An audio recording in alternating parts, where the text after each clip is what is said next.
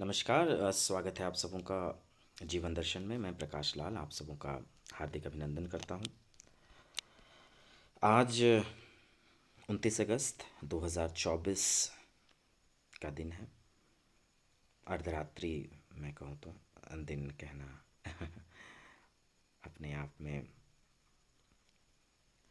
बहुत ही विवादास्पद हो जाएगा। पिछले कुछ दिनों से मैंने प्रयास किया है कि कुछ अच्छे वीडियोस आप तक लेके आऊं। हमारा ये संस्थान जो कि एक स्वयं सेवा कर रहा है काफ़ी दिनों से, बल्कि मैं यूँ कहूँ तो वर्षों से। कोरोना के बाद की परिस्थितियाँ बहुत बदली हैं और जो भयावह परिस्थिति हमने कोरोना में देखी वो अपने आप में बहुत ही विभत्स और खौफनाक थी। इन कुछ वर्षों में बहुत कुछ खोया पाया और अपने दिल की बात कहने में कठिनाई तो होती ही है, हर किसी को होती है, मुझे भी होती है। कोरोना काल के पहले का हमारा देश, समाज और ये पर्यावरण शायद कुछ अलग था। वापस से पटरी पर जीवन आ चुका है। मैंने आप ही सबों की तरह अपने काफ़ी प्रियजनों को खोया, खासकर अपने आदरणीय पिताश्री को। कोरोना की इस महामारी में हमने बहुत सारे घाव झेले। सब कुछ रुक सा गया था कोरोना में, सब कुछ स्थिर हो गया था, पर एक चीज़ नहीं रुकी थी, चुनाव की रैलियाँ। जब भी जिस भी सरकार को आवश्यकता पड़ी उन्होंने रैली की और परम आदरणीय सुप्रीम कोर्ट ने भी शायद पता नहीं कोई टिप्पणी की थी या नहीं। लोग भूल भी चुके हैं इस बात को पूरी तरीके से। आज मैं सुदूर दक्षिणी क्षेत्र में बैठा हूँ। ईश्वर की कृपा से और अपने बुज़ुर्गों के आशीर्वाद से भारत का हर हिस्सा देखने का अवसर मिल रहा है और कामकाज तो लगा ही रहता है। बड़ी तकलीफ़ों के साथ ही सही, पर काम चल रहा है।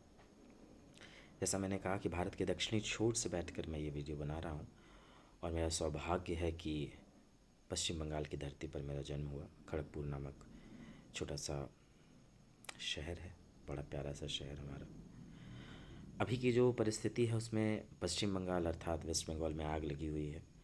कुछ दिनों पहले हमने बांग्लादेश की परिस्थितियों को देखा। आखिरी वीडियो में हमने श्रद्धांजलि दी थी दिल्ली के यूपीएससी के छात्रों को, और उसके बाद लगातार कुछ न कुछ घटनाएं घट रही हैं। मैं इस वीडियो के माध्यम से एक बार फिर श्रद्धांजलि देना चाहता हूँ मेरी आदरणीय बहन, जिनका बड़े ही विभिन्न तरीके से जिनकी हत्या की गई, वो शहीद हुई और पूरा देश मातम मना रहा है। वो बस एक सूचक है मेरी बहन, एक समाज की जहाँ आज भी दरिंदे घूमते हैं और चाहे हम जितनी भी कोशिशें कर लें रोक तो नहीं पा रहे हैं इसे। पता नहीं रुकेगा या नहीं। हमारे आसपास जितनी भी इस तरह की घटनाएं होती हैं, इनको रोकने के लिए ही पुलिस बल की स्थापना की गई है और वेस्ट बंगाल में सिविक पुलिस नाम की एक संस्था बनाई गई है आदरणीय मुख्यमंत्री जी के द्वारा। मुझे बहुत जानकारी तो नहीं है। इसी में से एक सिविक पुलिस की कारस्तानियों की वजह से आज पूरा बंगाल जल रहा है और मेन मुद्दे से हटकर बातें हो रही हैं। हर किसी के पास अपने लिए कुछ न कुछ है और जब भी इस तरह की घटनाएं होती हैं तो कई बार हर राजनीतिक पार्टियां, हर कोई दल अपनी राजनीतिक रोटी सेकने भी आता है। हर किसी का एक ना एक राजनीतिक झुकाव होता है, कुछ लेफ़्ट की ओर, कुछ राइट की ओर। मुझ जैसे जो भी बुद्धिजीवी हैं या विद्यार्थी हैं, मैं कहूँ तो, जो सेंटर में, केंद्र में रहना चाहते हैं, न दाएं न बाएं, न राइट विंग और न ही लेफ़्ट विंग, भारत के संविधान और भारत की जो विचारधारा है, वसुधैव कुटुम्बकम की विचारधारा, उसको पूरी तरीके से समायोजित करते हुए हमारे जैसे कुछ बुद्धिजीवी चाहते हैं कि हम किसी भी पलड़े की ओर ना झुकें और एक निरपेक्ष भाव से, निष्पक्ष भाव से अपनी मान्यताओं को, मंतव्यों को रखें। बहुत ज़्यादा अंदर जाते हुए तो ये वीडियो बहुत लंबा हो जाएगा, और आजकल लंबे वीडियोस कोई देखता भी नहीं है, क्योंकि लोगों को हर कुछ जल्दी चाहिए। फास्ट फूड के इस दौर में लंबे वीडियोस की कोई प्रबुद्धता या प्रासंगिकता नहीं है। मैं बिहार गया, झारखंड गया। झारखंड के कुछ सुदूर गांवों में, सरायकेला, खरसावां, गोविंदपुर, जमशेदपुर के सुदूर उत्तर पूर्वी क्षेत्रों के विद्यालयों में मैंने प्रयास किया कि बच्चों से बातचीत हो, कुछ नई जानकारियाँ उन्हें दूँ। कुछ समय बिहार में भी बिताया। बिहार के बहुत से ज़िले, जमुई, नवादा, यहाँ के विद्यालयों में, वही सरकारी विद्यालयों में मैं गया। हमारे जो भी शिक्षक वहाँ पर कार्य कर रहे हैं, बहुत बुरी परिस्थितियों में ही कर रहे हैं, लेकिन उन्हें सुविधाएं भी सरकार दे रही हैं और उनका अपना मंतव्य है। पर मैंने जो भी अपने 10-15 साल के जीवन में, खासकर शैक्षणिक जीवन में सीखा, वो मैं साझा करने का प्रयास लगातार कर रहा हूँ। इसके अलावा मैं बंगाल में भी बहुत ज़्यादा सक्रिय हूँ, एक्टिव हूँ, और बहुत सारे सरकारी विद्यालयों में अनुमति लेकर प्रधानाचार्यों की, और मैं वहाँ जाता हूँ और बच्चों से भी कई बार चर्चाएं होती हैं, बच्चे अपने प्रश्न पूछते हैं।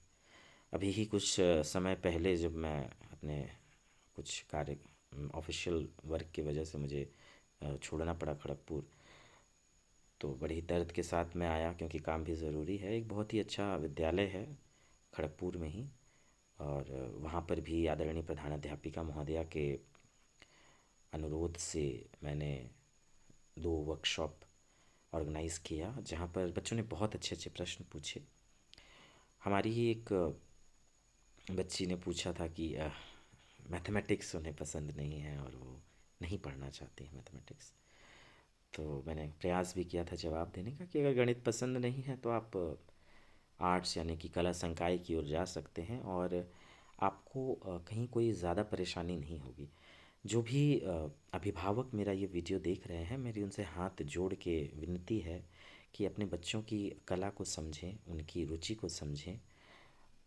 न जाने कितने ही वर्कशॉप, न जाने कितनी ही जानकारी वाली किताबें, और न जाने कितनी ही मूवीज़, फीचर फिल्म्स बन चुकी हैं, जिसमें कि बच्चों के रुचि को लेकर के ही उसकी पढ़ाई के प्रति संवेदनाएं व्यक्त की गई हैं और जागरूकता भी चलाई जा रही है। पर आज भी हर कोई चाहता है कि बच्चा उनका या तो डॉक्टर बने या इंजीनियर। डॉक्टर और इंजीनियर के अलावा भी, वो कहते हैं ना कि सितारों के आगे जहाँ और भी हैं, ऐसे बहुत सारे आपके पास ऑप्शंस अवेलेबल हैं जहाँ पर आप अच्छा कर सकते हैं। मैं एक बिल्कुल सेपरेट वीडियो बनाऊंगा जहाँ पर आर्ट्स के बच्चों के लिए जो भी संभावनाएं हैं मैं उन्हें बताऊंगा, और कॉमर्स के बच्चों के लिए भी। साइंस में तो आप बहुत ज़्यादा जानकारी रखते ही हैं। भारत में परिस्थिति ये है कि रोज़गार को लेकर के बहुत ज़्यादा बातचीत नहीं हो रही है अभी भी। आप अगर देखिएगा तो न्यूज़ चैनल उठा करके देखिए आप, हिंदू मुस्लिम, उसके साथ साथ कहीं ना कहीं कुछ बड़ी घिनौनी वारदात। जब भी आप अखबार खोलें या फिर घर से बाहर जाएं तो बस नेगेटिव चीज़ें ही देखने को मिलती हैं। हमें लड़ना है उनसे, बिल्कुल लड़ना है, लड़ते रहना ज़रूरी है, और कैंडल मार्च भी निकालना आवश्यक है। जो भी हमारे मित्र बंगाल में प्रोटेस्ट कर रहे हैं, मैं उनका समर्थन करता हूँ, और मैं बहुत आदरपूर्वक उनसे हाथ जोड़कर निवेदन करता हूँ कि वो अपने इस प्रोटेस्ट में ट्रेन को रोकना, बस को परेशान करना, ऐसा कार्य ना करें, क्योंकि यही कार्य हमारी पूर्ववर्ती सरकारें जो आज सरकार में हैं, कल वो भी वही कर रहे थे। बंगाल में पहले भी ऐसे ही चक्का जाम हुआ करता था, और बंगाल ही क्यों, भारत और विश्व के किसी भी कोने में आप चले जाइए, तो जो शांति प्रिय भीड़ होती है वो कब उग्र हो जाती है ये नहीं पता। उसी भीड़ में छुपे हुए कुछ असामाजिक तत्व अपने स्वार्थ सिद्धि के लिए आपका इस्तेमाल करके ले जाएंगे, और आप ही का कोई बच्चा अगर कोई परीक्षा देने जा रहा है, काम पे जा रहा है, और स्वास्थ्य खराब है उसका, तो वो फंसा रह जाएगा, उसका कोई काम हो नहीं पाएगा। लोग समझते हैं नहीं। अगर आपको प्रोटेस्ट करना है तो आप करिए, होना भी चाहिए, मगर ये हमेशा याद रखना चाहिए कि तकलीफ़ इतना ही पहुंचाना आवश्यक है जितना आप सह सकें। मुझे याद है 30 रुपये 50 रुपये किलो प्याज हो जाया करता था, तो सरकारें बदल जाती थी। आज फिर शायद 50 रुपये किलो से ज़्यादा प्याज हो चुका है। महंगाई आसमान पर है। टैक्स आपने देख ही लिया होगा, हमारे परम आदरणीय मंत्रियों ने जो भी टैक्स स्लैब बनाया है, उसमें जो मिडिल क्लास है या जो मेरे जैसे लोग हैं, 5%, 10%, 15%, जितना भी टैक्स हम पहले देते आए हैं वही दे रहे हैं। हमारे पिताश्री भी दिया करते थे, हमारे नानाश्री भी दिया करते थे। तो जो भी मध्यम वर्ग के लोग हैं, जो कि 12 घंटे 14 घंटे खटते हैं प्राइवेट जॉब्स में, सरकारी में भी आजकल, और उनके लिए तो कोई ज़्यादा व्यवस्थाएं हैं नहीं, और हम एक माइनॉरिटी हैं। 5-6 करोड़ से ज़्यादा लोग टैक्स, शायद डायरेक्ट टैक्स की मैं बात कर रहा हूँ, नहीं देते होंगे। आंकड़ा सरकार देगी भी, आईटीआर फाइल हो ही रहा है, पता चल जाएगा। 100-150 करोड़ के इस देश में 5-8 करोड़ डायरेक्ट टैक्स देते हैं, और इनडायरेक्ट टैक्स जो भी दे रहे हैं, आ, उनको सुविधाएं जो मिलनी है मिल रही हैं। लेकिन जो हम 5-8 करोड़ लोग हैं, जो कि खासकर आईटी में, बीपीएस में, बीपीओ में, सरकारी नौकरी में या प्राइवेट सेक्टर में, जो एंटरप्रेन्योर वगैरह भी स्वरोजगार कर रहे हैं, वे लोग भी, उनको सरकार किस तरह के खास नागरिक का दर्जा दे रही है पता नहीं। जो पूर्ववर्ती सरकारों ने किया है वही ये सरकार भी कर रही है। मुझे पूरी उम्मीद है हमारी केंद्र और राज्य सरकार दोनों से। अब स्पेशल सिटीज़न तो खैर कोई है नहीं, सारे लोग बराबर ही हैं। लेकिन ये एक मिथ है, ये किंवदंती है।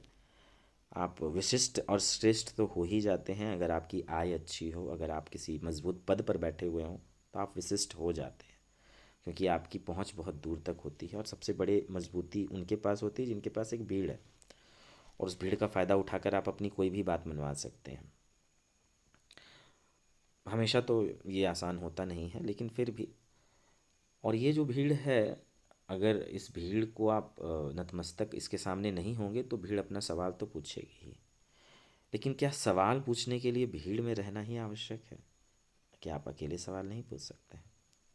अगर आपको याद हो, 29 अगस्त, आज से करीब 3 साल पहले, एक सवाल मैंने भी पूछा था, मुझे पता नहीं था, और उसकी मुझे बहुत कड़ी सज़ा मिली, जो अभी तक मैं भुगत रहा हूँ। आज भी आदरणीय कोर्ट के चक्कर लग रहे हैं। मुझे लोगों ने कहा था कि मुझे बंगाल छोड़ देना चाहिए, रहने लायक जगह नहीं है। छोड़ कैसे देता? मेरे दादाजी, मेरे पिताजी, मेरी माताजी, बहन जी सब यहीं हैं। धमकियाँ मुझे भी मिली, पर मैं डटा रहा, अभी भी डटा हुआ हूँ। अब काम करने के लिए तो थोड़ा बंगाल से बाहर जाना ही पड़ेगा। बिहार, बंगाल, झारखंड, अगर आपको सारी चीज़ें यहाँ मिल जाएं तो हम बाहर कभी ना जाएं। कोई आवश्यकता ही नहीं है बाहर जाने की।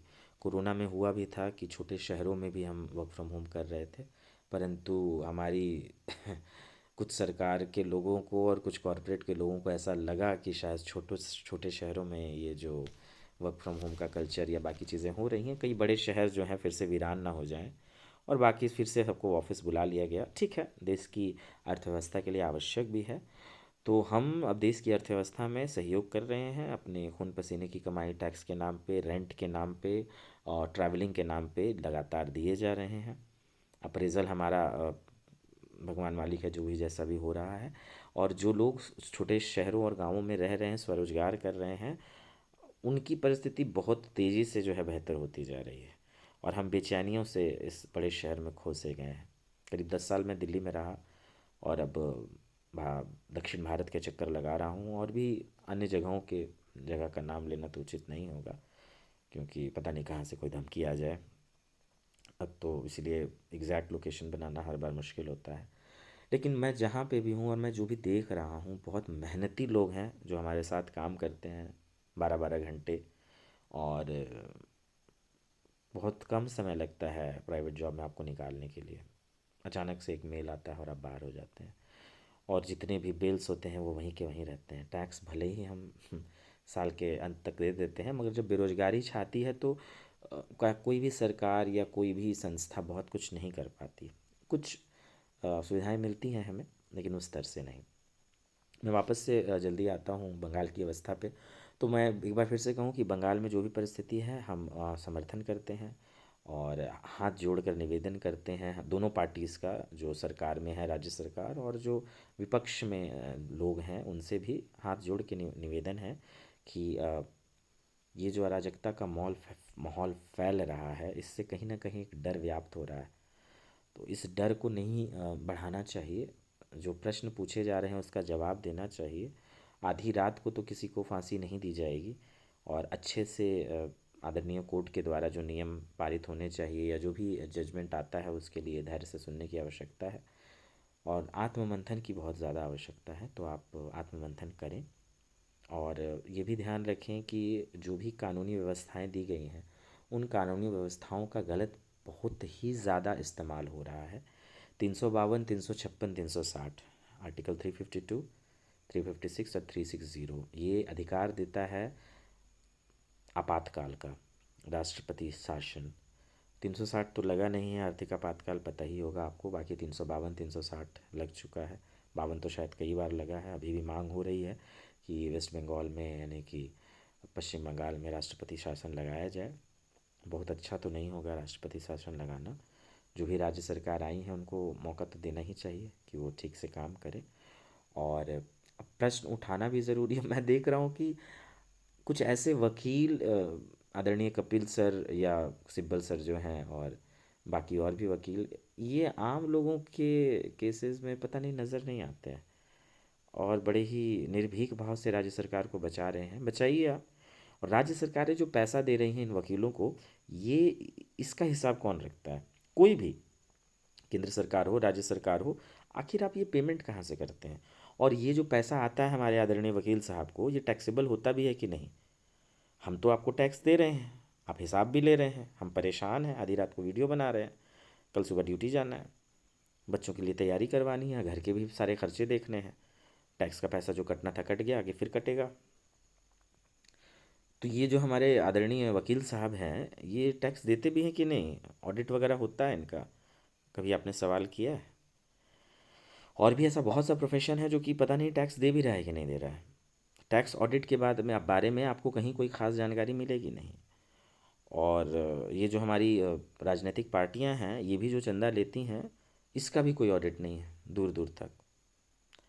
कोई भी संस्थान अगर चंदा लेता है, दुर्गा पूजा, गणेश पूजा, या फिर क्रिसमस, होली, दिवाली, मुहर्रम, कुछ भी हो, कोई भी बोर्ड हो, हिंदू, मुस्लिम, सिख, ईसाई, जैन, पारसी, बौद्ध, यहूदी, या फिर और कोई धर्म का, अगर आप कोई संस्थान बनाते हैं, धार्मिक हो या फिर वो सामाजिक हो, गैर सरकारी हो, उसके ऑडिट को कितने बार जो है नेशनल टेलीविज़न पर डिस्कस किया जाता है। कॉमर्स के बच्चे बैठ के देख रहे हैं, उनको जानकारी चाहिए, वो हमसे प्रश्न पूछते हैं। मेरे पास आंसर नहीं है कुछ क्वेश्चंस का, क्योंकि मैं खुद परेशान हूँ कि मैं इनको जवाब दूँ तो कहाँ से दूँ। हमारे पास तो कोई डेटा है ही नहीं, और गलती से हमने PIL मार दिया तो फिर ये लोग 5 केस डाल देंगे, कोई ना कोई पार्टी वाले या कोई संस्थान वाले। और हमारे पास फौज है नहीं वकीलों की। हमारे बैच के जो भी वकील हैं वो तो कर ही रहे हैं पे तैयारी, और मैं भी अलग से वकालत करने का प्रयास कर रहा हूँ। तो अंत में वही है कि वकील ही बन जाते हैं। बहुत आसान है ना, आराम से बस कुछ कानूनी दाव पेच को पढ़िए और उसको घुमाते रहिए। स्कैनर में तो आप आइएगा नहीं। ये अपने आप में बहुत ही विचार उत्तेजक मुद्दा है कि अ, जो भी आजकल, तो चलिए भगवान का शुक्र है कि सुप्रीम कोर्ट के जजमेंट वगैरह को हम वीडियोस में देख सकते हैं, वरना पहले तो पता ही नहीं चलता था कि क्या हो रहा है। और आप सुप्रीम कोर्ट का ही क्यों, जो आपका डिस्ट्रिक्ट कोर्ट्स वगैरह हैं, उसके भी प्रोसीडिंग्स को लाइव करना चाहिए, ताकि पता तो चले कि हो क्या रहा है। हमारी आदरणीय न्यायपालिका और अन्य संस्थाएं क्या कर रही हैं। हर जगह CCTV लगा हुआ है, हर जगह वीडियोज़ हैं, और इसके बावजूद भी कुछ ऐसे संस्थान हैं जहाँ पर वीडियो आपको कब मिलती है? वीडियो मिलती है घटना होने के बाद। आप CCTV में देख रहे हैं घटना होने के बाद, क्यों? जब कोई पब्लिक प्लेस है तो पब्लिक प्लेस में CCTV लाइव क्यों नहीं रखा जा रहा है? आज ही हमारे एक जो भी ये दानव थे, जब इनको जाते हुए देखा गया CCTV वीडियो में, तो कंट्रोल रूम में लोग क्या कर रहे थे? कोई भी कार्य होता है, कहीं पर भी होता हो, आपको CCTV लाइव करने में दिक्कत क्या है? हर जगह आप लाइव कीजिए। कुछ जगहों पर आप CCTV लाइव नहीं कर सकते हैं, जो कि बहुत ही रिस्ट्रिक्टेड एरियाज़ होते हैं। मैं उसका सम्मान करता हूँ, निजता का सम्मान होना चाहिए। लेकिन कहीं ना कहीं तो हमें शुरुआत करनी होगी। कुछ ऐसे प्रश्न हैं जो अभी भी इसका आंसर मिला नहीं है। बहुत ज़्यादा लंबा वीडियो करना, मैंने जैसे पहले भी कहा, बहुत दिक्कत है, लेकिन एक बड़ी शांति से बैठकर चर्चा करनी आवश्यक है, जहाँ केंद्र सरकार, राज्य सरकार और अन्य सरकारें बैठें। क्योंकि आज संविधान की जो भी व्यवस्था, वो संसद में भी कोई बहुत अच्छी हालत नहीं है। असंसदीय भाषाओं का उपयोग, और वही जैसे न्यूज़ एंकर्स वगैरह करते हैं ना, वो चिल्ला चिल्ला के अतिशयोक्ति से भरी हुई बातें बोलना, ये आप संसद में भी व्यवस्थाएं बहुत ज़्यादा बदल रही हैं। कुछ ऐसे हमारे एमएलएज और एमपीज आ रहे हैं जिनको चीखने और चिल्लाने के अलावा कुछ नहीं आता है। अगर आप अपनी बात कहना चाहते हैं तो वो आप शांत भाव से भी तो कह सकते हैं, अच्छी चर्चाएं भी तो आप कर सकते हैं। रिपोर्टर्स तो सधे हुए हैं, ये इस पार्टी का, वो उस पार्टी का, और जो हमारे एक्चुअल मुद्दे हैं वो गौण हो चुके हैं हमेशा की तरह। जो माइनॉरिटी, एक्चुअल माइनॉरिटी है, द टैक्स पेयर जो भी हैं, हम जैसे लोग, अम, उनकी बातें उठाने वाला कौन? और हम स्ट्राइक में नहीं जा सकते। मैं जिस संस्थान से आता हूँ, इंफॉर्मेशन टेक्नोलॉजी, हम स्ट्राइक नहीं करते हैं। कोरोना का दौर हो या चाहे कोई भी दौर हो, नेशनल इमरजेंसी में भी आईटी के मेरे जितने भी मित्र हैं दिन रात काम करते रहे, हमें कभी कोरोना वॉरियर्स नहीं कहा गया। आप तक ये जो वीडियो पहुंचने वाला है जिस इंटरनेट के माध्यम से, उसमें इंफॉर्मेशन टेक्नोलॉजी का बहुत बड़ा हाथ है। और ये जो अनसंग हीरोज़ हैं वो अभी भी रात भर काम कर रहे हैं, करते रहेंगे बिना रुके हुए। लेकिन जो भी हमारे सरकारी कर्मचारी है, जो छाती पीट कर ढोल बजा के, नगाड़े बजा के बताते हैं कि कोरोना में काम किया, बाकी समय में भी किया, हमारे आदरणीय पुलिस बल के लोग हैं। न्यायपालिका, वैसे न्यायपालिका की छुट्टियां जो है आप जानते ही होंगे कितनी होती है, हमें तो 22 छुट्टी मिलती है साल की, बड़ी मुश्किल से। और भी बहुत बुरी हालत है कुछ जगहों पर तो नेशनल हॉलीडे वगैरह को लेकर के, लेकिन ठीक है, जो भी हो, क्या ही कहा जाए इसमें। तो ये देखिए आप कि कहाँ जा रही हैं परिस्थितियाँ।